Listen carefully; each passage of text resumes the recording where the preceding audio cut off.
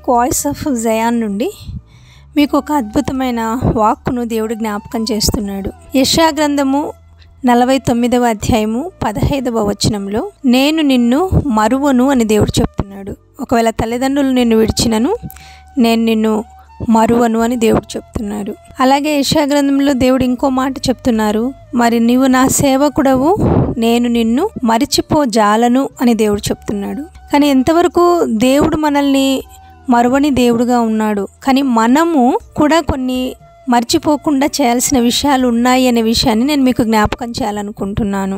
ద్వితీయోపదేశ కాండము 8వ అధ్యాయము 11వ వచనంలో నీవు దేవుని వాక్యమును మర్చిపోకూడదు అని దేవుడు స్పష్టంగా చెప్తున్నారు వాళ్ళతో.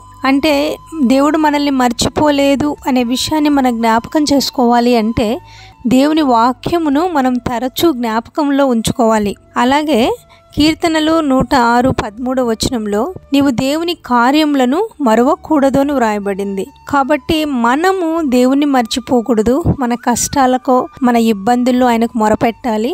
అదే రకంగా దేవుని వాగ్దానములను దేవుని వాక్యమును తరచూ మనం జ్ఞాపకం చేసుకోవాలి.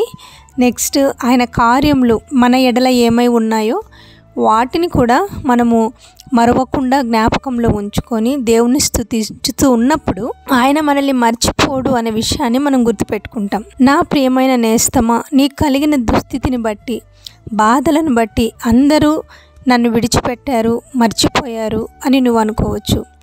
దేవుడు నిన్ను మర్చిపోయేవాడు కాదు, విడిచిపెట్టేవాడు కాదు.